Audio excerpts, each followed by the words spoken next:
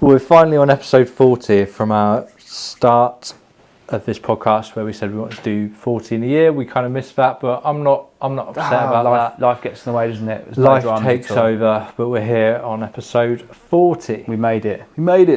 What I want to talk about this episode is I want to get your advice. Yes. I hear you're an estate agent. I have been called an estate agent for the last few years. Sure, you've been called worse as well, but I'm possibly. I'm in the market for a house. Yes, you are. You are. And I would like your advice on what to do. Well, let's start with one thing. Don't know. Do you remember that song, Linkin Park? Of course I do. I fucking love Linkin Park.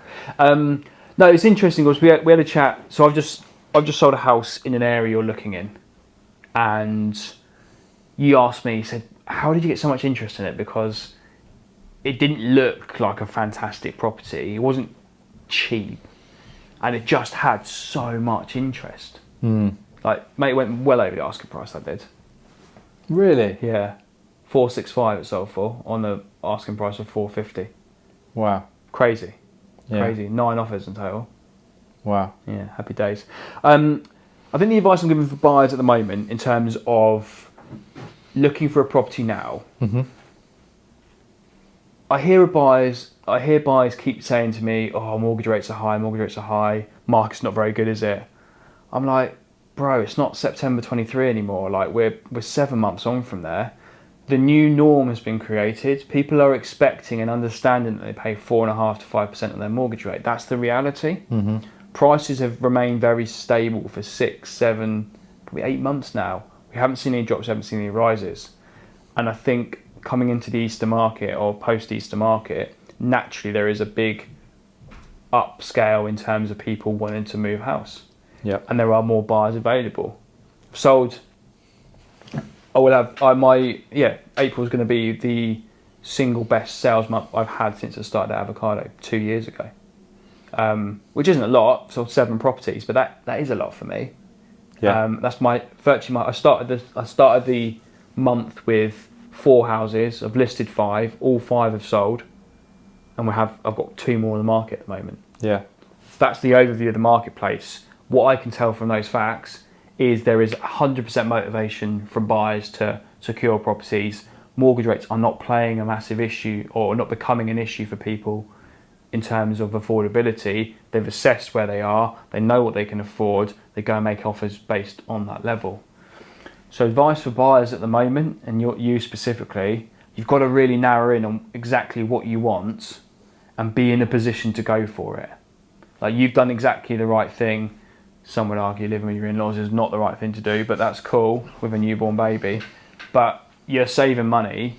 You're in a secure, rapid, reactive position. I like that. Secure, rapid, reactive position. The moment the right house comes on for you and Sophie, you are good to go. You go around and view it, you make an offer, your finances are ready, there's no chain, boom, take my money. Which is exactly what we want to try and do now. So there's been a lot of steps to get us to this place. The most recent one was waiting for the new tax year, but now we are fully ready to go, ready to buy a house. And we've just had an offer declined on a house, and we were both. You don't know how you feel until you're in it sometimes. How you feel when you go for that first viewing, how you feel once you make the offer, how you feel when that offer's declined and they ask you to come up. So we're now in it, and we're trying to separate what we want from what we need, and trying to think of the house as both an investment and both as somewhere that we need to live and enjoy. And there's quite a lot there in terms of factors. And when you're looking for a house, you're looking at what other people are selling, which is kind of random. You don't know what's going to come up tomorrow, So I'm the house we lost out on. There was no onward chain. We'd have been at the bottom of the chain. And I wasn't comfortable it would be a good enough deal at the money they wanted for it. Would you say to me, don't worry about it being a deal based upon everything you've just said, market start to pick up, etc.? or should that still be something I'm thinking about because of a position I'm in? I think it's a very difficult one because you never know when the top of the market's going to be reached. Mm-hmm. But my honest opinion is the fact you're going to be there for 5 to 10 years possibly. I mean, we're looking at it as a 10-year house now, because we don't want to buy a 2-bed and then have to move in 3 or 5 years. So 5 to 10 year property, like unless something categorically goes wrong in the world on the financial markets, that house will be worth more money in 10 years. Mm-hmm. It's just how much more money it will be worth. And, Right. and in 10 years, it's all relative because the house you want to buy will be worth more, blah, blah, blah, blah, blah. Yeah. I think if you can afford it and it's the right house for you in this stage and you can see yourself growing into it and be perfect, then I don't think there's such a thing as too high a price to pay, in my opinion, because it works and you don't really, like, I don't remember, I probably paid a little bit too much money for my house 2 years ago because the market was crazy and it was all going good, but I don't think about how much I paid for it now. Just look at how much it's worth at the moment, and more importantly, how much it's going to be worth in 2 years when I sell it. That's all that really matters. Yeah, and also when you're enjoying it and you're in it, Your house, you it's your fix house. your mortgage payment, Yeah. and as long as you enjoy the house, and that's And the so main thing. in answer to your question, I wouldn't worry too much about how much you're paying. And I think buyers, another really good critical bit of information and how buyers proceed. So I've had the one I mentioned in a second ago had multiple offers. The buyer that got that, they did go obviously significantly over the asking price, and there were multiple offers at that level. But the way they conducted themselves on the viewing, they literally, when they emailed me the offer, had a description of them as people, why they want to buy it, what school their daughter went, copy of the agreement of principle, solicitors attached. Like, it made my job so much easier. Yeah. They'd been looking for 2 months. They'd seen 5 or 6 houses. They knew exactly what they wanted, and they went for it. And they were so straight and direct to the point. That was probably what secured it. Whereas the other offer that was arguably the same position, very, very similar, almost down to deposit size. Yeah. He called me. He said, if I offer this, will I get it? I was like, no. I'm not going to tell you anyway, but no, you won't. He said, right, I'll call my parents. I'll come back to you at this price. Said he'd call me at 12. Didn't call me till 6 in the evening that night. And he's identical offer. When I put forward the offers to the seller, I was like, look, got these clients have done everything right. Emailed me, I've got all the information. This guy, look, same position. I must admit though, he was just a little bit less responsive when I asked. He was 6 hours late for a call. Like that. That was the difference between him not getting the house and getting it. Because from our side as agents, it's a big enough deal for us to expect people to take the communication at the start seriously, right? And I think if you've got multiple offers on a house, if a house is priced correctly, it's going to have lots of interest. Yeah. You have to put yourself in the best, strongest position. I'm not saying befriend the estate agent, but just be nice when you meet them. Don't be reserved in terms of your opinion or your position. You just got to give everything you can at the first opportunity. Like, don't come in lower and then expect a chance to rise, because you might lose out. Yeah, because when I wrote this offer the other day for the house, I receive offers, so I made sure they had everything they needed, his deposit, his mortgage broker, blah, blah, blah. Yeah. But the challenge I've got is chains. And what me and Soph keep saying is we haven't sold my house and moved out and saved all of this money over all of this time. To get caught up in a long-winded... To then be the 6 month... bottom of a long chain. Yeah. And pay.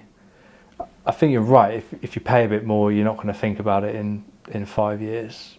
I don't want to pay more and have to wait all year for a long... Do you know what I mean? There's so many factors. Chains are frustrating at the moment, and I've had a few sales which have... Well, one particularly, it's going to fall through today, specifically because of that. And it's not just the chain; it's the lying is it's too strong a word. The estate agent didn't lie to me in this chain, but you are only as good as the information from at the worst part of the chain. Yeah, yeah. And wrapped up a deal, the estate agent said my client's moving into rented. How would you take that? End of chain. They're moving into rented. Turns out they're not moving to rented, they're buying a new build. Yeah. Which then they pulled out of, and now they need to find somewhere else. and the buyer at the bottom said, well, no, that's not what was agreed. I'll either the seller goes into rented or I'll withdraw. Yeah. That's the ultimatum.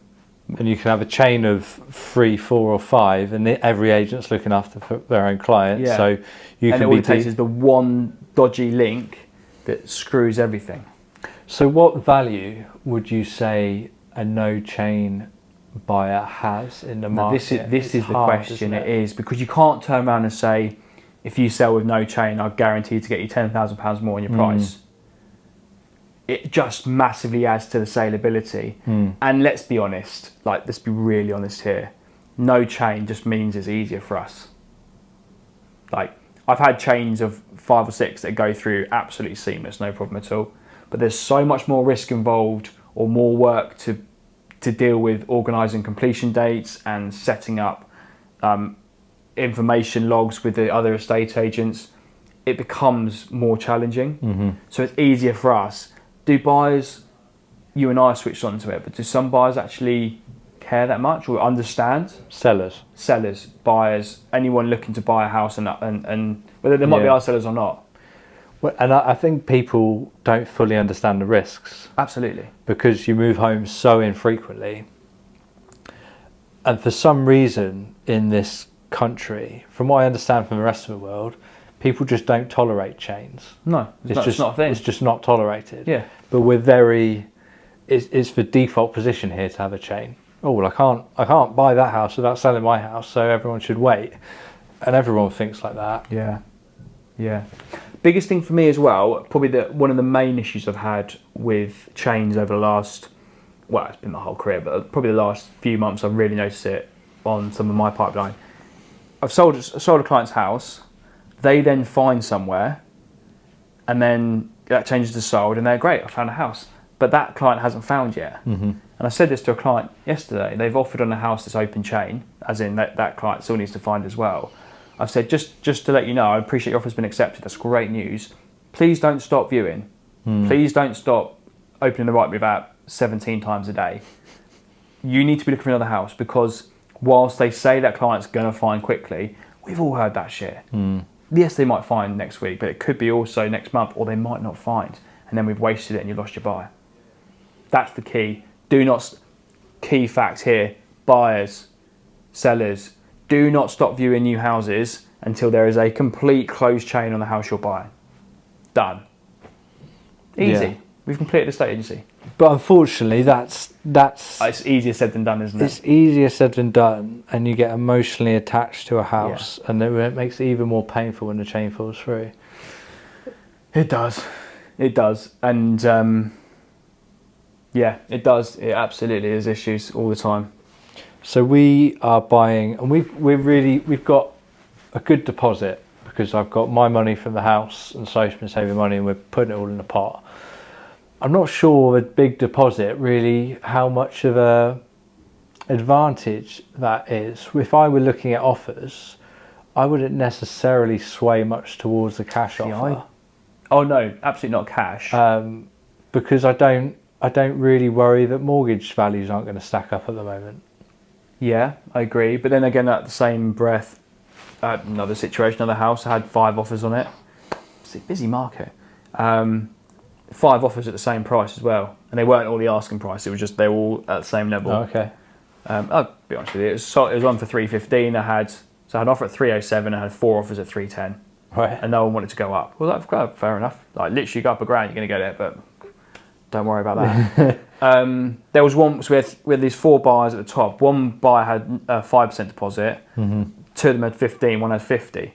So instantly, when I put it forward to the seller, I was like, cool, just to let you know, it's 5% deposit. Like, they've offered 310, but we're just going to reject that because there's better buyers. And it wasn't even a conversation. They were lovely people as well, but that was the luxury we had because we had multiple offers.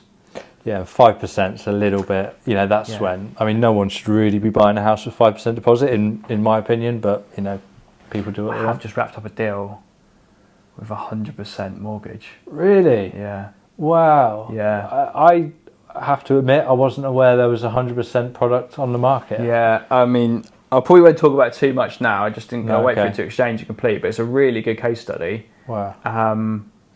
Agreement principle all through, direct to the specific lender, Skipton.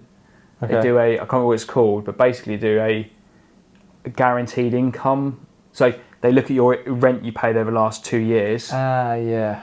And if your rent's significantly more, they base your amount of rent you paid on how much they'll lend you on the mortgage. And if you've got no defaults, they offer you 100% of the property value. It's interesting. It's the first one, and I must admit, I said to the seller, I was like, look, I'll be honest, I've not dealt with this before. I know there's out there, and it can work, and they seem nice people, and they've got their agreement in principle, and they've done everything I've asked. What do you want to do? And they said, well, let's go for it. So I was like, fine. Yeah, I mean, if the bank's happy to offer money out on those terms, then yeah. But then that poses the question: if I had 3 other buyers on that property and they all had 20% deposits, would they have got a sniff? Yeah. Maybe, but also maybe not. So the values then. So you talked about that property at 310, but Yeah. all of the offers were at the same level, which Yeah. made it quite easy. Yeah, it was, and all it took was one person to increase, and they probably would have swung it their way. But I wasn't, as you probably tell your clients, I'm pretty transparent. But at the one line I draw is I'd never tell people what other offers are on the table ever. No, because this is a good topic actually for us to touch on quickly. Because if you disclose one offer to one buyer, you then have to disclose all offers to everyone, right? Yeah, and it just gets messy. So when people ask me, can you tell me what other offers on the table? No, I can't, because I don't have my seller's authority to disclose offers. And that's as simple as that, really. And then if you make the decision to disclose offers, which I have done from time to time. Yeah, situations occur when you just need to, because it's just, if you've got this Woodley property, for example, I had 4 offers at the asking price, and we had a second round of viewings taking place. So everyone that got there, I was like, look, if you don't offer above the asking price, you're probably not going to get it. What do I need to offer? I'm not telling you that. I'm just saying, if you offer 450, you're probably not going to secure the property. That's all I'm saying. Yeah. But there are some instances, aren't there, where it helps for everyone to know what's on the table. I don't think there are. What instances could you be referring to? If you've got a property with 2 buyers who are both good, and you're to not be too opaque about it, and to be really straight with, this is on the table, do you want to match it or do you not? Yeah. But that obviously, but then if a third buyer comes in, you then have to say, look, we've got these 2 offers at these levels. And it just gets a bit messy, I think. Yeah. As in, you would tell the buyers what the offers are to see if you can push them up. Yeah, only if the sellers agreed to go with that as a strategy. So you go back to them and say, I've got 2 offers at 450. You're both in the same position. Whoever pays more is probably going to secure it. What's your best and final?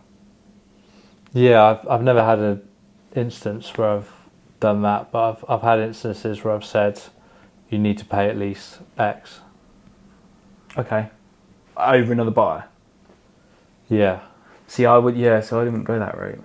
Personally, because you're almost dictating then who's going to secure the property. And I appreciate, as estate agents, we see everything from our experience, and we do often sway the clients to say, well, I don't sway them, I say, this is my advice, this buyer. Yeah. You make a decision though. And often they'll go with that decision. Yeah. But the reason I don't ever discuss figures with people is, and a prime example, I sold a house in Winnash back when I was running an office there, probably just before lockdown, like the end of 2019, early 2020, positive market, and we had a house that was on for 475, and I said to 3 buyers that were interested, we're going to go to best and final offers, it's the fairest way of doing it. 475 is where everyone is, you need to increase though. Offers, I remember it, someone didn't increase, someone went up to 477, someone went up to 491. Now they could have gone at 478 and got it, but they went 491 because they didn't want to lose it. Yeah. And still to this day, they will never know the fact that they paid 20 grand too much for that house, or they could have got it 20 grand less. Is that right or is that wrong? Of course, in my opinion, it's right, because the seller is our client. Always. Yeah, I agree. But you said to everyone, there's 3 offers at 475. and then come back. Yeah, I and did. then put it. But I never gave anyone a guide. And No. I could have said to that guy when he offered 491, I said, look, to be honest with you, probably don't need to pay that much. But then that would be a disservice to the seller who's would, paying yeah. you. Yeah. So we've Done our had job, we've and they probably still gave us a hard time and tried reducing the fee. But yeah, it's just got. little did they know, I just fucking made them 20 grand extra. There we go. We've 15. had a similar. We put one on the market for offers over 500, and it looked good at that money. Like we knew it looked good at that money. Yeah. And you know the process. If it looks good, loads of people view, loads of people offer. Yeah. And I people were asking me what should offer. I said, well, I think it's definitely a 525 house. Yeah. But this offers over 500. I'd recommend putting your best foot forward. Yeah. Because absolutely. there's lots of interested parties, and we got well over 525. Good. But it's just about, it's just. Here's a question for you. Have you ever advised a buyer so they've offered on a house that you're selling, have you ever advised them to lower their offer? No, not advised. There's some instances. I had a deal recently, which was a very awkward leasehold flat, and the mortgage lending was awkward. The buyer had the option to pay cash, but they didn't want to tie up a large amount of cash, understandably. Yeah. And they were differing, basically. Yeah. Okay. And I said, well, seller wants the most money, obviously. I want you to use mortgage because that will allow you to pay more money. Yeah. But if you're telling me you're not going to do the mortgage option and you can do cash, tell me what the cash offer would be. Yeah. And let's see if we can make Put them both forward. Yes, just the options. Yeah. No, I had an example. The reason I brought it up, I had an example about a year ago, and I had a house on the market. It was on it. I want to say it was on for like 375, I think. And I'd had quite a few viewings, but I'd had no offers. Yeah. And I had one buyer randomly view the property because I love it. I want to offer 390, 15 grand over the asking price. And I had no other offers on the table. And I spoke to the seller. I said, look, just going to be honest with you. He wants to offer 390. But I'm a little unsure on it because looking at all the it was already the most expensive house on the road. I was really worried because he had a smallish deposit that's just going to get downvalued. So I advised the client, my seller, to say, look, actually, let's just accept the asking price. You're happy with the asking price because there's no point risking the fact. I don't know if that was right or wrong because in one side of things I could have lost them 15 grand, but the other side of things I could have made them money because the sale didn't fall through, and I'm convinced in that market the way everything was getting downvalued. Yeah, I remember that time. Yeah, so, and that's if everyone's happy. Hindsight, you never know, do you? You never. That's the trouble. You can never do an A and a B test, right, for the same thing. I think ultimately as an estate agent, as long as you have your morals correct, we work for the client, but of course the buyers are our customers as well. Everyone's got to be treated with the right amount of respect. Our job is to sell houses for the best price possible, but also to get them through to sale and completion. That's the draw. And if you ever say something to someone, or you've done something, if you think about it after and think, oh, I shouldn't have said that, then you've crossed the line. Yeah. But you're right sitting on the line. It's fine. Well, yeah, and it's just about trying to get buyers and sellers into the best position possible. Absolutely. And that's advising buyers to not dick around, and basically advising sellers to price a bit below where they're comfortable to give them options. Yeah, there we go. Just lastly, you talk about people paying over asking price, and that's the bit that people forget. I think people don't value a house based upon the price they see on Rightmove. No, they value it based upon all of the other prices they've seen for everything. Yeah. Which is why if somebody determines they're happy to pay 525 for a price when it's priced at 500, that's their it prerogative. means they think it's worth that to them because they've seen other stuff. I heard a really good line recently, just to close that final bit there. You've got to, as a seller, and I appreciate it's difficult because you don't sell every day, but your listing price is not the sale price. So the listing price is there to attract people. Mm-hmm. And I think sellers get really hung up on, I want to price at this because I actually want to achieve this. Mm-hmm. You just got to stop doing it. You've got to trust us. Yeah. The lower you price it, the more interest you're going to get, the higher value you're going to get. Yeah, it's really simple. And that, there's so many examples now. Trying to tell people that, though, very difficult. Yeah, it's a hard concept to get your head around. I generally would do it when I sell. Like, I know my house is worth 425, I will stick it on a 400. All of my family members who have trusted me with their sales, every single one of them, we've priced it lower and sold above. Yeah. And that's when I'm not being... It takes the stress out of it, doesn't it?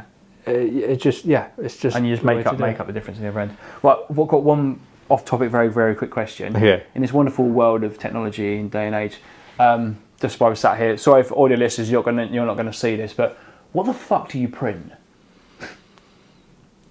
My HMRC forms. That's literally it. Yeah. Well, when you did your investigation. Yeah, and we haven't. The last episode. Oh shit! Whoa! We can do that. Episode 37. We'll do that. We've got an outcome. Yeah. People listen. I had 2 people speak to me about the money. Our top fans about the money situation, and they felt for you. Thanks, so, guys. if they've listened to the end of this one, that's episode 41. We'll briefly touch on the outcome. We'll go through that, and I can teach you some compliance best practices in the next episode. So you print your HMRC docs. That's it. But and this thing has no black ink, so I had to print everything in dark blue. And then I, for about 10 years, I've had this conversation with myself: should I buy a nice printer, or like a printer, for occasionally when you need to print something, like should I just buy one? And then recently I was thinking, well, should I just get it as a business expense and I've got a printer? I really don't want one. No, it's stupid. I don't know why you need it. Very, very last thing. Have you recently had, or do you ever have buyers say, have you got our property details on the viewing? Yeah. What do you say? What's your go? I've got a great one. What's your go-to? So no, it's all online. I can text it to you. Cool. I say, better. Take it and use this one. All of our details are online. We're changing the world of estate agency and saving the environment at the same time. Boom! And that's been episode 40. Thank you so much for joining us. We'll see you hopefully very soon. It won't be, we say that last time, didn't we? It won't be 2 months to the next one. But who knows the way the world is. But that's it. We'll see you in 41. Peace out. Cheers, guys. Bye-bye.